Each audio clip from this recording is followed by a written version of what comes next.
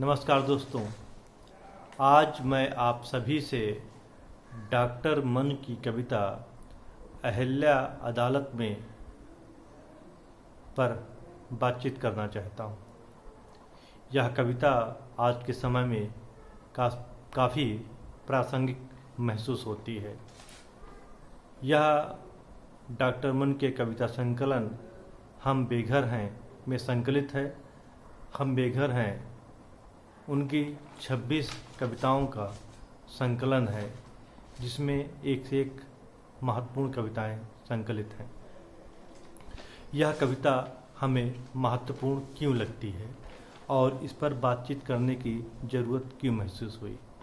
मित्रों, इस कविता में महिलाओं के प्रति होने वाले अत्याचार को लेकर के कवि ने न्याय की गुहार लगाई है।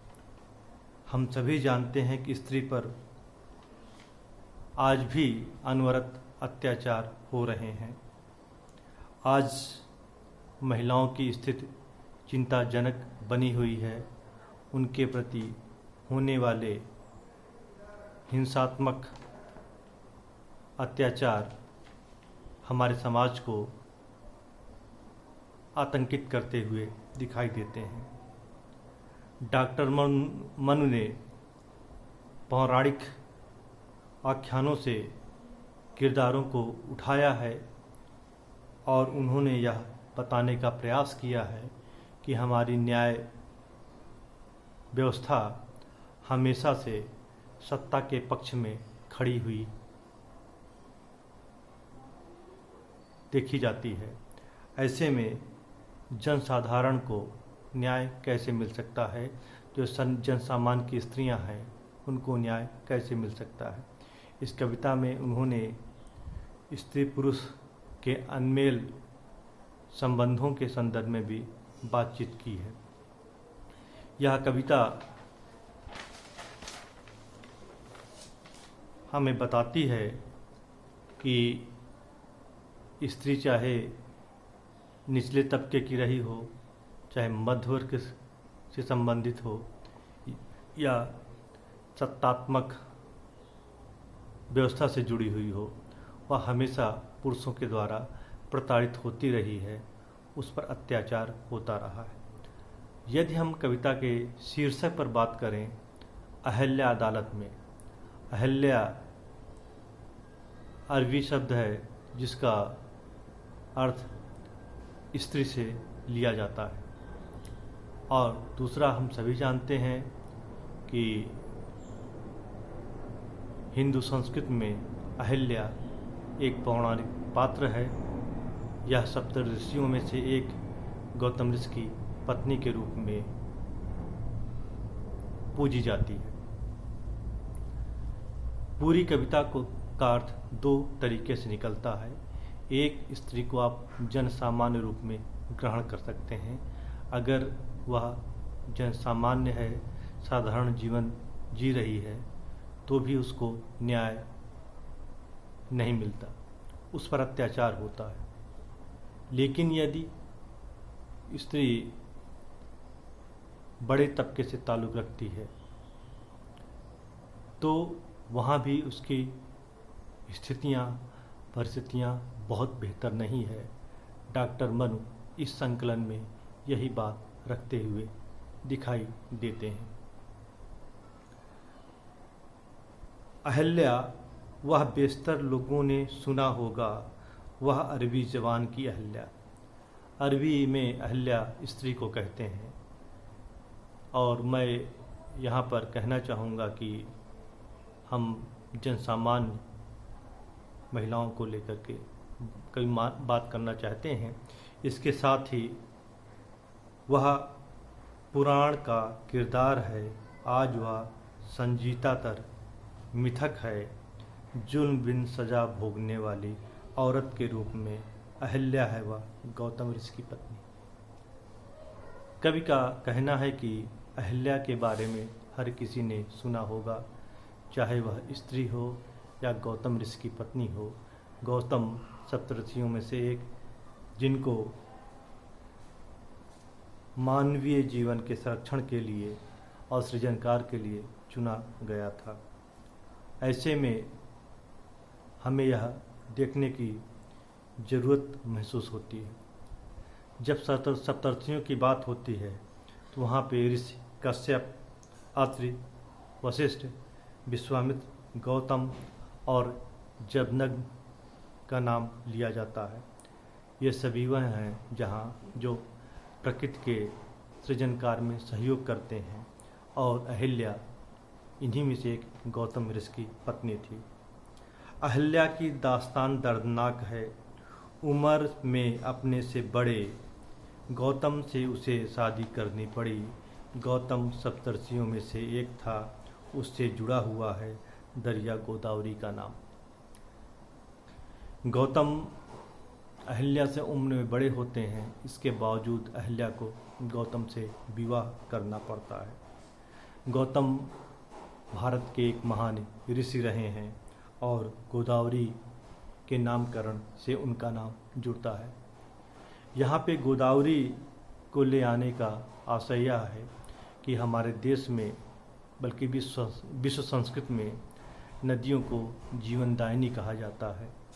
यह मानवीय जीवन का संरक्षण करती है, उसका पोषण करती है, और गौतम ऋषि को भी यह उत्तरदायित्व मिला हुआ था कि वह मानवीय जीवन का संरक्षण करें, प्रकृति में सृजन कार्य में अपना सहयोग करें। ऐसे में वह अपने से कम उम्र की स्त्री से विवाह करते हैं और उसके साथ अत्याचार होता है। अत्याचार करने वाला कौन है? कभी आगे कहता है, कानून खामोश है मर्दो जन की उम्र के फर्क के बाब में। चला आ रहा है जमाने से औरत पे मर्दों का जिनसी जुर्म। जो महिलाओं पर जुर्म होता है उस पर हमारा संविधान, देश दुनिया कानून पूरी तरीके से खामोश है। स्त्री और पुरुषों के बीच जो खाई बनी हुई है उस पर हमारी न्याय व्यवस्था कोई भी निर्णय देने में अपने को सक्षम नहीं महसूस करती है। चला आ रहा है जमाने से औरतों पर मर्दों का जिनसी जुल्म। लंबे समय से महिलाओं पर पुरुषों का यौनिक जुर्म चला आ रहा है और स्त्री को किसी न किसी रूप में इसे स्वीकार करना पड़ रहा है। एक खूबसूरत यूँ लड़की का ब्याह बड़ी उम्र वाले रिश्ते होना भी अजीब ठहरता है सामाजिक इतिहास में। एक हसीन लड़की को चाहना वैयक्तिक, सामाजिक, सांस्कृतिक, कानूनी नज़र में जुल्म व सितम है क्या? यहाँ पे कवि ये कहता है कि एक खूबसूरत युवा लड़की का ब्याह उससे अधिक उम्र वाले ऋषि के साथ होना क्या आपको अजीब नहीं लगता? और भारतीय समाज के इतिहास में ऐसा घटित होता है। एक हसीन लड़की को चाहना यह व्यक्ति की व्यक्तिगत, सामाजिक, सांस्कृतिक और कानूनी नज़र में कोई जुल्म है क्या?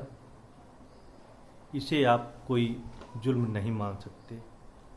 लेकिन गलती कहाँ पे होती है? जो राजा चाहे क्या वही आवाम चाहे? कानून की नज़र में सब बराबर हैं फिर भी।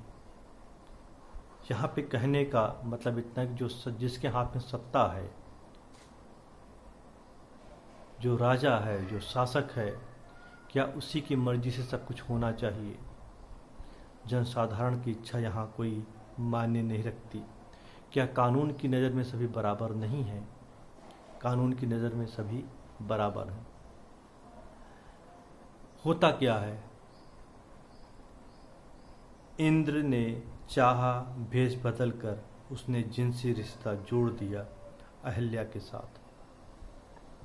हम सभी जानते हैं कि इंद्र ने भेष बदल करके अहिल्या से शारीरिक संबंध बनाए।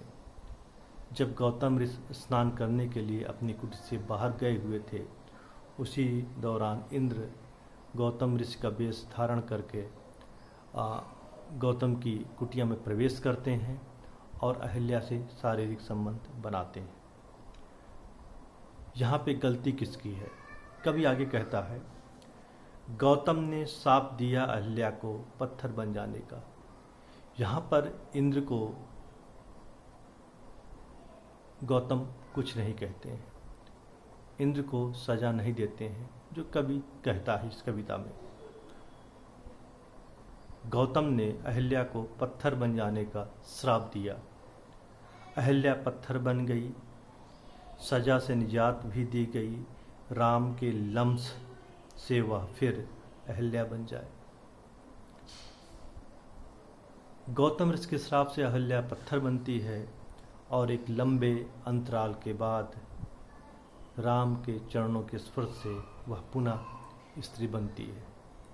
लेकिन यहाँ पर कवि प्रश्न उठाता है कि अहिल्या पे इंद्र की जिनसी योरिस सियासी साजिश है, वैसे ही गौतम की सजा औरत जात पे मर्द जात का हमला है।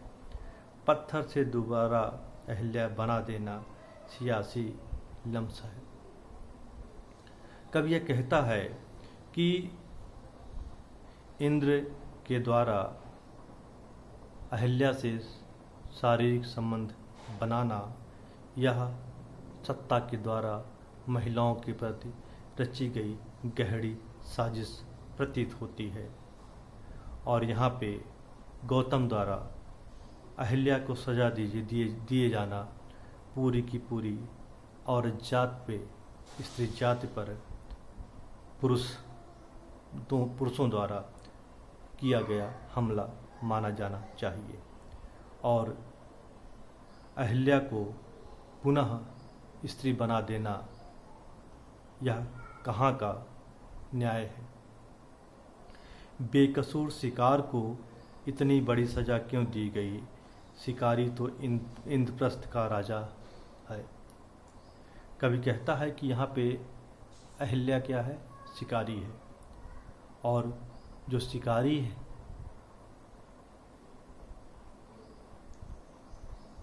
अहिल्या शिकार बनती है इंद्र का, और अहिल्या को ही सजा भी भुगतनी पड़ती है।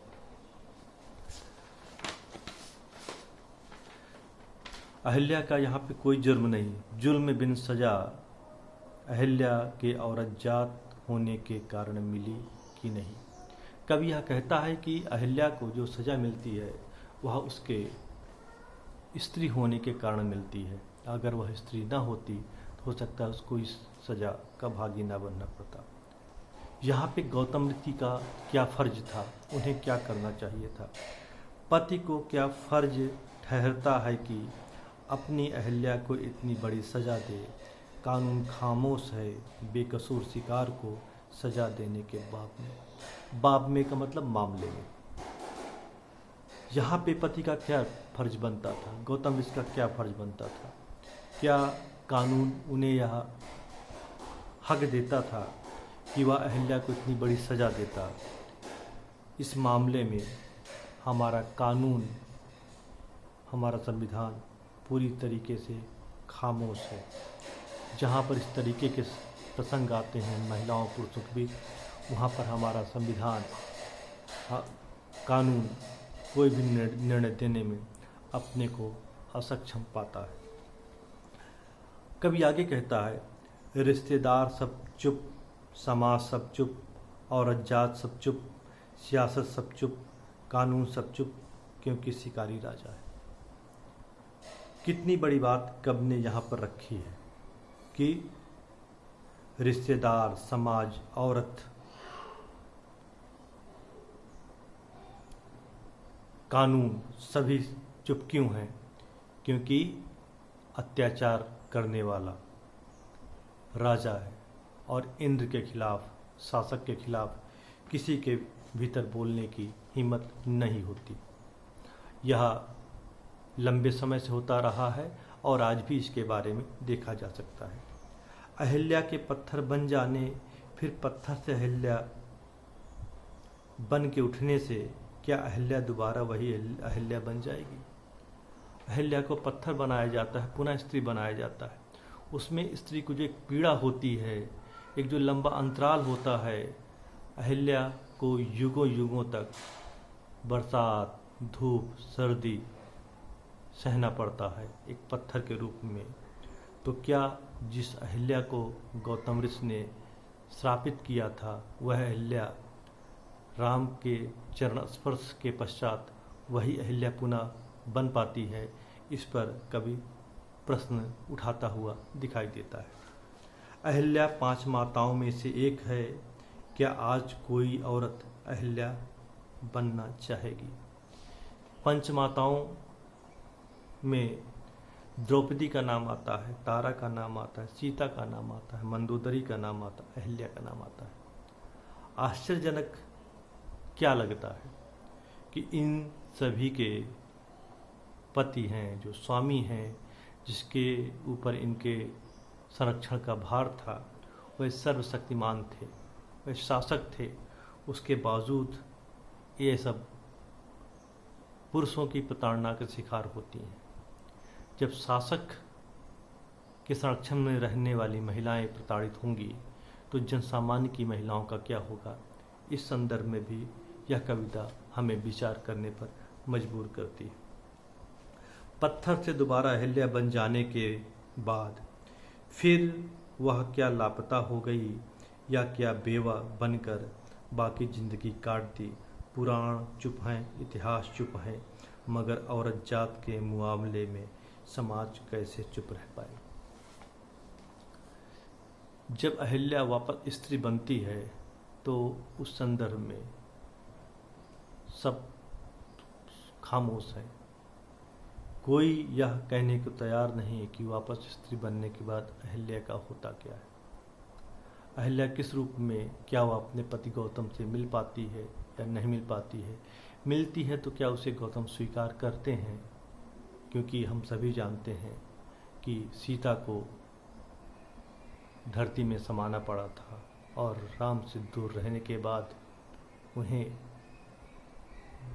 पुनः राम उस रूप में स्वीकार नहीं कर पाते और अंत में सीता धरती में समा जाती हैं। सीता उन्हीं पंचमाताओं में से एक है जिस के समकक्ष अहिल्या खड़ी होती हैं, द्रौपदी खड़ी होती हैं, तारा खड़ी होती हैं, मंदोदरी खड़ी हुई दिखाई देती हैं। इसीलिए कि यह सार्वजनिक अपील अदालत में पेश की गई अहिल्या नाम से। इसका कभी आज के संदर्भ में महिलाओं पर आके बात करना चाहता है कि यह सार्वजनिक अपील जो होती है अदालत में प्रस्तुत की जाती है, आज के संदर्भों में पौराणिक परिवेश से निकाल करके कभी आज के संदर्भों में स्त्री के संदर्भ में बात करता है और यह कहता है कि यह अर्जी मुआवजे की मांग में नहीं, क्या लौटाई जा सकती है मुआवजे से औरत जात की आन बान शान। यह अर्जी आइंदा औरत पे होने वाले जुल्म व सितम की रोक में औरतों पर आगे इस तरह के जुल्म ना हो पाए।